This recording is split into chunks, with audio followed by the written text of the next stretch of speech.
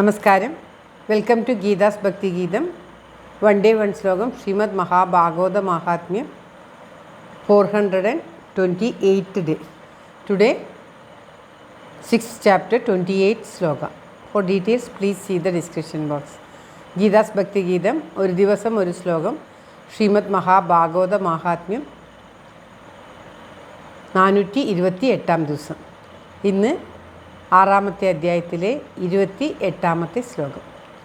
ഓം നമോ ഭഗവതേ വാസുദേവായ.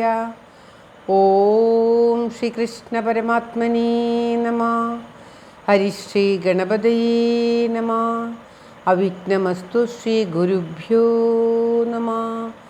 ഓം തത്സത്. കൃഷ്ണം നാരായണം വന്ദേ, കൃഷ്ണം വന്ദേ വ്രജപ്രിയം, കൃഷ്ണം ദ്വൈപായനം വന്ദേ, കൃഷ്ണം വന്ദേ പൃഥാസുതം. ശ്രീപരമാനന്ദനാഥനായ അദ്വൈതദീപമായി, മോക്ഷേക്ഷു വൃന്ദമന്ദാരമായി, കാരുണ്യവാരിധിയായി വിഭൂദേശനാം നാരായണൻ മമ മന്ദത മാറ്റണം. ഓം തത്സത്. ശ്രീമദ് മഹാഭാഗവത മഹാത്മ്യം 6ാമത്തെ അധ്യായത്തിലെ 28ാമത്തെ ശ്ലോകം. ശ്രീമദ് ഭാഗവതസ്യാഭി തദപൂജാ പ്രയത്നതാ കർത്തവ്യാ വിധിനാ പ്രീത്യാ ധൂപദീപ സമന്വിതാ. ശ്രീമദ് ഭാഗവതസ്യാഭി തദപൂജാ പ്രയത്നതാ കർത്തവ്യാ വിധിനാ പ്രീത്യാ ധൂപദീപ സമന്വിത.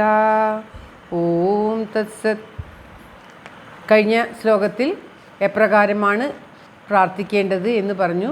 സംസാരസാഗരീമഗ്നം ദീനം മാം കരുണാനിധേ കർമ്മഗ്രാഹഗൃഹീതാംഗം സമുദ്ധര ഭവാർണവാത് എന്നുള്ള ആ ശ്ലോകം ചൊല്ലി പ്രാർത്ഥിക്കണം എന്ന് പറഞ്ഞതിന് ശേഷം ഇപ്പോൾ പറയുകയാണ് ആ ശ്രീമദ് മഹാഭാഗവത ഗ്രന്ഥത്തെ ശാസ്ത്രപൂജ ചെയ്യണം എന്ന് പറയുകയാണ്. ആ ഗ്രന്ഥം വിധിപ്രകാരം പരമപ്രീതിയോടെ പൂജിക്കണം. എന്തെന്നാൽ ശ്രീകൃഷ്ണൻ തൻ്റെ ശരീരം ത്യജിച്ച് പോകുമ്പോൾ തൻ്റെ ചൈതന്യം ആ ശ്രീമദ് മഹാഭാഗവത ഗ്രന്ഥത്തിലാണത്രേ നിർത്തിയത്. ഉദ്ധവരോട് പറയുന്നുണ്ട്, ശ്രീമദ് മഹാഭാഗവത ഗ്രന്ഥത്തെ പൂജിച്ചാൽ മതി, എന്നെ പൂജിക്കുന്നത് തുല്യമാണ്. ഞാനിതാ ഈ ശ്രീമദ് ഭാഗവതത്തിലേക്ക് എൻ്റെ ചൈതന്യത്തെ പ്രവഹിക്കുന്നു എന്ന് കൃഷ്ണൻ തന്നെയാണ് ശ്രീമദ് മഹാഭാഗവത ഗ്രന്ഥം എന്നാണ് കരുതപ്പെടുന്നത്.